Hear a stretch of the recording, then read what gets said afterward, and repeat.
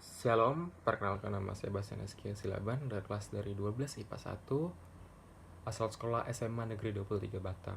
Nah, di sini saya ingin menjelaskan sedikit bentuk pelanggaran HAM dan opini saya tentang pelanggaran HAM. Nah, di sini saya mengambil kasus yaitu penembakan misterius yang terjadi pada tahun 1982 dan sampai pada tahun 1985. Nah, penembakan misterius ini yang biasa disingkat pada zaman itu ya Petrus.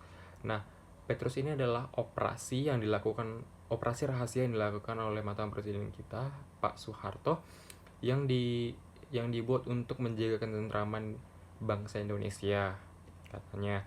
Terus operasi ini berjalan selama 3 tahun dan hasilnya memakan banyak sekali korban jiwa, yaitu pada data yang telah dikumpulkan pada tahun 1983 terjadi 532 orang dinyatakan meninggal dengan 367 diantaranya mati dengan tertembak.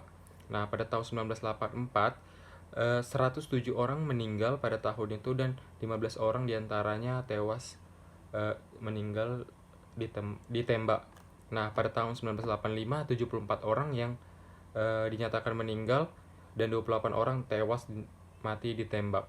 Nah, dengan dalam 3 tahun ini sudah makan jumlah korban 713 jiwa. Nah, di sini sudah kelihatan bentuk pelanggarannya di mana pembunuhan yang terjadi secara rahasia.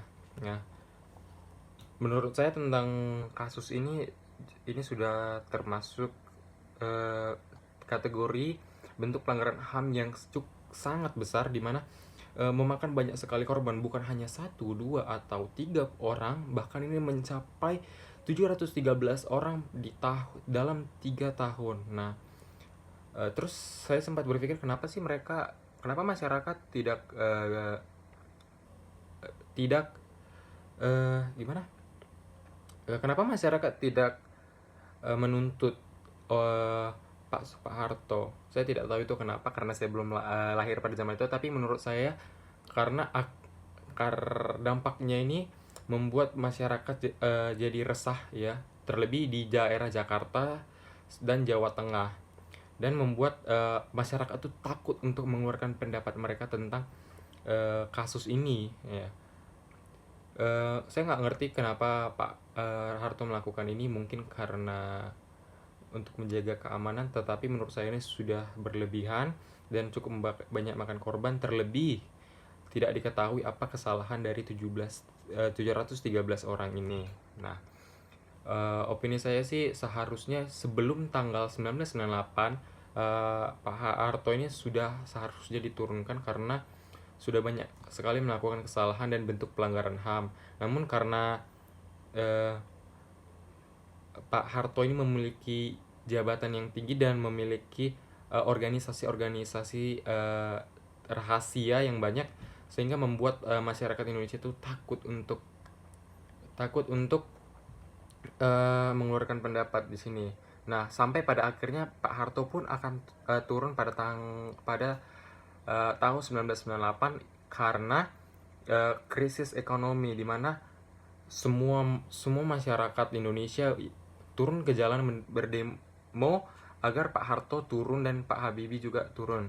Nah, memang banyak sekali bentuk pelanggaran di Indonesia, karena menurut saya ya itu hal yang cukup lumrah, karena semua negara pasti melakukan hal-hal seperti ini, pernah melakukan hal-hal seperti ini, terlebih dengan negara kita yang cukup beragam.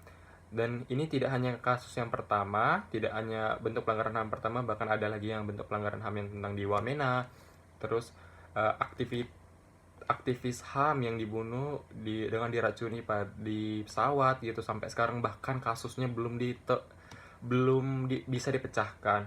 Nah, kalau menurut saya kalau kasus-kasus seperti yang di Wamena, terus perbedaan hak pendapat itu adalah bentuk pelanggaran HAM yang kecil, cuman bisa berdampak besar bagi Indonesia, dimana dari kita ngambil contoh dari perbedaan pendapat. Nah, perbedaan pendapat itu kadang bisa kita katakan hal yang sepele, namun siapa sangka bahwa karena ada perbedaan pendapat bisa sampai memakan korban jiwa. Nah, menurut saya di sini adalah mungkin sebagian masyarakat Indonesia belum bisa menerima adanya kebudayaan dan keberagaman. Dan jadi saya cukup mewajari mengapa banyak sekali kejadian-kejadian hal-hal seperti ini. Karena ya balik lagi ke pertama, negara kita adalah negara yang beragam gitu, beraneka ragam, yang bisa disebut dengan Bhinneka Tunggal Ika. Nah, tapi yang saya heran itu dari masyarakat Indonesia. Masyarakat Indonesia ini adalah pasti tahu dong, Indonesia ini adalah negara yang sangat menjunjung tinggi tentang HAM. Tetapi kenapa masyarakat Indonesia ini sebagian besar tidak mengerti betapa pentingnya HAM dan menghargai sesama orang lain gitu. Ya, begitu saja yang bisa saya sampaikan. Kurang lebihnya saya mohon maaf. Terima kasih. Shalom.